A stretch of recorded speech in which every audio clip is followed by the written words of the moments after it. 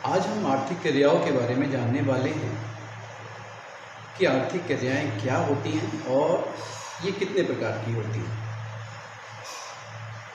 तो आर्थिक क्रियाओं के बारे में अगर हम बात करें तो आर्थिक क्रियाएं दो शब्दों के योग से मिलकर के बनी हैं। पहला है अर्थ और दूसरा शब्द है क्रिया। अर्थ का शब्द होता है धन एवं क्रिया का अर्थ होता है किया जाने वाला कार्य। क्या मतलब हुआ इसका कि धन के लिए किया जाने वाला कोई भी कार्य आर्थिक क्रिया कहलाता है, या हम कहें कि धन कमाने के उद्देश्य से किए जाने वाले कार्य आर्थिक क्रियाओं की श्रेणी में आते हैं। लेकिन सभी आर्थिक क्रियाओं से या धन के लिए किए जाने वाली क्रियाओं से, रुपए पैसे से संबंधित की जाने वाली क्रियाओं से धन का सृजन हो, व्यक्ति धन भी कमाए, ये आवश्यक नहीं है। लेकिन रुपए पैसे के लेन देन जहाँ भी होगा वो सभी क्रियाएं आर्थिक क्रियाओं की श्रेणी में आती हैं। अब ये कैसे संभव है कि रुपए पैसे का लेन देन तो हो रहा है लेकिन धन का सृजन नहीं हो रहा है, या व्यक्ति धन नहीं कमा रहा है लेकिन वो आर्थिक क्रिया की श्रेणी में आ रहा है, ये कैसे संभव है? तो इसके लिए हमने इसको कुछ भागों में बांटा है। आप देखेंगे कि आर्थिक क्रियाओं की श्रेणी में पहली क्रिया हमारी जो आती है वो आती है उपभोग।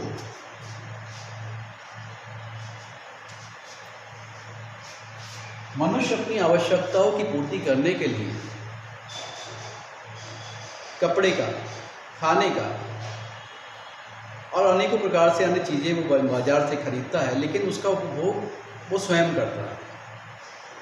उदाहरण के लिए अगर आप मार्केट से कोई कपड़ा खरीदने जाते हैं, आप जीन्स खरीदने जाते हैं, आप टी शर्ट खरीदने जाते हैं, तो आपका उद्देश्य उसको वापस से बेचना नहीं है।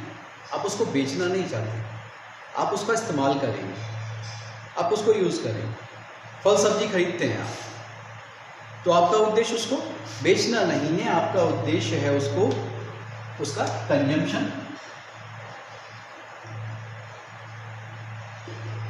या उपभोग, आप उसका प्रयोग करना चाहते हैं अपने पर्सनल यूज़ के लिए। आपका उद्देश्य उसको बेचना नहीं है। लेकिन वो फल सब्जी या कपड़े या जो भी चीज़ आपने मार्केट से खरीदी है उसके लिए रुपए पैसे का लेन देन तो किया होगा। जब आपने कोई वस्तु खरीदी है तो बदले में पैसा भी दिया होगा। तो जब पैसा दिया तो वहाँ आर्थिक क्रिया आपने कर दी, आर्थिक क्रिया जनरेट हो गई, इकोनॉमिकल एक्टिविटी आपकी वहाँ पर आ गई है। लेकिन आपने उस एक्टिविटी में कोई आपको बदले में रिटर्न के तौर पर कोई इनकम प्राप्त नहीं हुई। आपने धन कमाने के उद्देश्य से वो कपड़ा नहीं खरीदा था, आपने वो धन कमाने के उद्देश्य से फल नहीं खरीदे थे। तो उपभोग एक आर्थिक क्रिया है, कंजम्पशन एक आर्थिक क्रिया है, लेकिन इसमें धन का सृजन या आप कहें कि आप पैसे कमा रहे हैं, ऐसा नहीं है बिल्कुल भी। लेकिन यहाँ रुपए पैसे का लेन देन हो रहा है, तो उपभोग पहली वो आर्थिक क्रिया है, आर्थिक क्रिया है जिसमें रुपए पैसे का लेन देन भी हुआ, लेकिन धन का सृजन हो ये जरूरी नहीं है। ये बात से आप समझ सकते हैं। अब दूसरी आर्थिक क्रिया हमारी आती है उपभोग के बाद में उत्पादन, यानी प्रोडक्शन। क्या मतलब है इसका? किसी वस्तु की उपयोगिता में वृद्धि करना या उसको अपने प्रयोग के अनुरूप बना देना उत्पादन की श्रेणी में आता है। जैसे कोई कारपेंटर फर्नीचर बनाता है तो उसके लिए वो लकड़ी का प्रयोग करता है। पहले से फर्नीचर कोई तैयार नहीं था, लकड़ी को काट छाट करके उसे एक नया रूप दे करके वो फर्नीचर बना देता है। तो ये जो उसने उसकी उपयोगिता में वृद्धि की या उसको जो बदल दिया, उसके पूरे स्वरूप को बदल के एक उपयोगी वस्तु के रूप में उसने बना दिया, ये उत्पादन की श्रेणी में। या कोई दर्जी है, वो सिलाई का काम करता है, कपड़ा लेकर के आता है, उससे अलग अलग तरह के वस्त्र को बनाता है, तो उस कपड़े की उपयोगिता में उसने वृद्धि कर दी।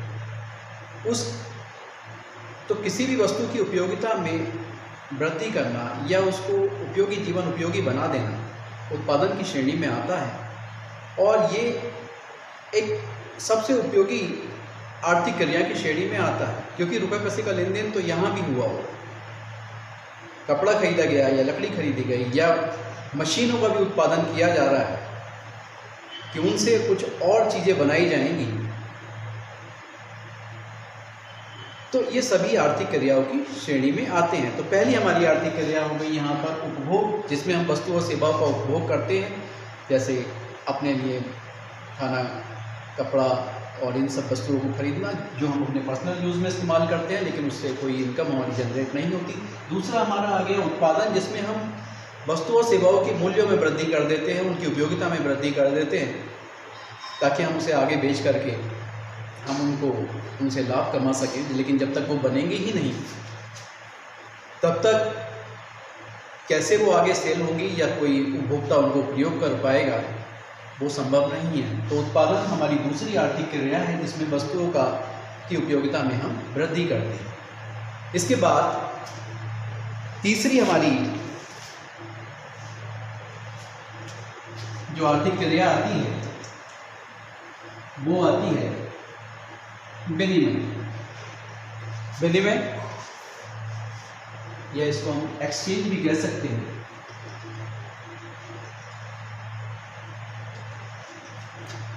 इसके अंतर्गत हम वस्तुओं और सेवाओं का क्रय विक्रय करते हैं। अब जो भी चीज़ें, चाहे वो उत्पादन के रूप में जो तैयार हुई हैं, चाहे वो फर्नीचर तैयार हुआ, चाहे वो कपड़े तैयार हुए, चाहे वो मशीनें तैयार हुई, कोई भी चीज़ जो एक उपभोक्ता जिनका प्रयोग करता है, तो विनिमय के अंतर्गत हम उसका क्रय विक्रय या सेल और परचेज हम करते हैं, उसको खरीदते हैं, उसको बेचते हैं। खरीदने बेचने के लिए हम रुपए पैसे का लेन देन इसमें करते हैं।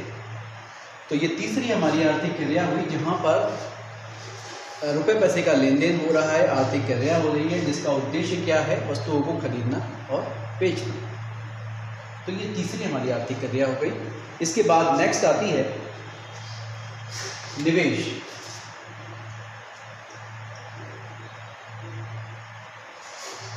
और इसे हम इन्वेस्टमेंट भी बोलते हैं।